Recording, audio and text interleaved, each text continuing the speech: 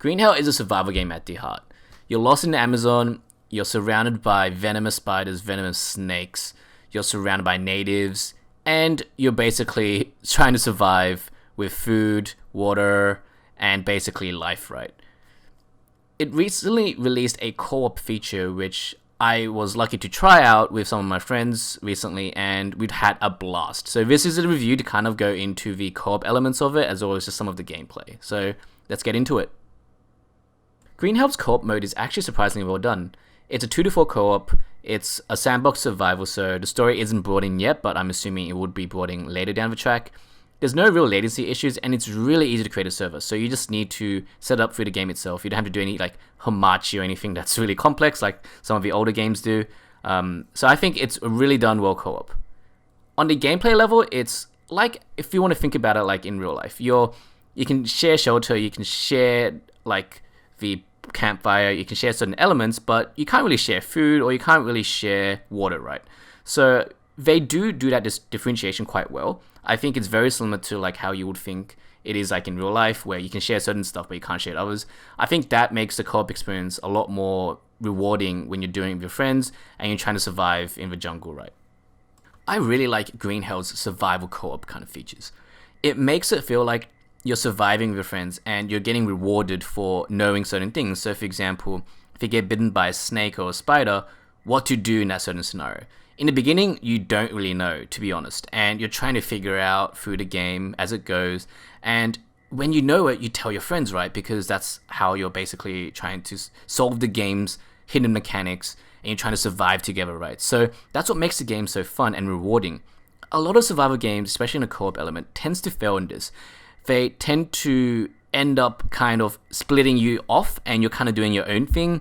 So for example, although Minecraft isn't really a survival game from its heart, it tried to bring that element in, but in the end, you're kind of just wandering off and building your own farms and here and there. Whilst Green Hell makes it as it feels like you actually need to work together in order to survive, and that's what makes the game so cool. The last thing I want to note about Green Hell's co-op is there is a punishment factor for dying with your friends. A lot of other games don't do this. If you die, your friends don't get punished, but in Green Hell, it does have a punishment mechanism. And if you set it on more difficult levels, it does punish you harder. So just as an extra note, just to keep that in. So let's talk about the gameplay. I've mentioned a few things about it, but I just wanted to touch a bit more into it, just in case you kind of want to know what the survival elements are. In a lot of games, survival is just based off a few resources for your own body. So you got your hunger bars, potentially maybe like a hydration or water bar, as well as obviously your life bar. In Green Hell, they added a bit extra. So not only are you going to be managing different carbohydrates, different energy levels, and different fat levels, but you're also managing leeches, you're also managing if you're getting poisoned, parasites, the list can go on. And you're pretty much dealing with all these elements that are fighting against you. And that's what makes the game more interesting. Kind of coming back to the co-op kind of thought process. All these things you learn, like, nuts give, for example, energy.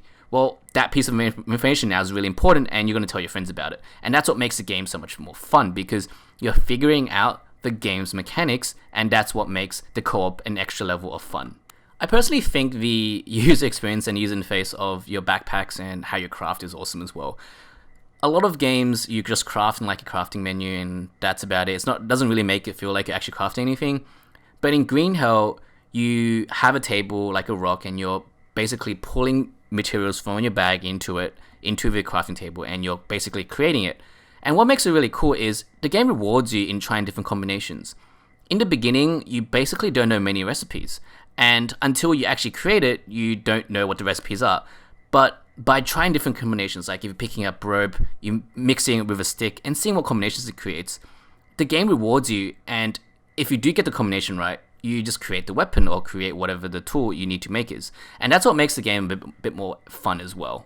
Even with this in mind, you're probably going to die a lot in the beginning, especially if you're playing on the hardest difficulty, which I recommend you should at least before you turn it down to a normal difficulty if you find it too hard. It makes a hell of a lot of fun.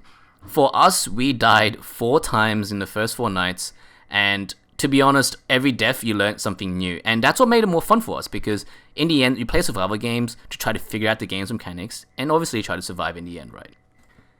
I kind of want to conclude this and kind of put it on a high note. I think Green Hell is an awesome game to play, especially if you're really into survival games. If you're not, if you're like more of a simulation, like for example, if you want to play Animal Crossing and stuff, it might not be the best game for you, but Steam offers a 2-hour trial basically, and why not leverage it, right? Maybe you'll find some fun trying to figure out fair ways to survive in a very high intense survival game.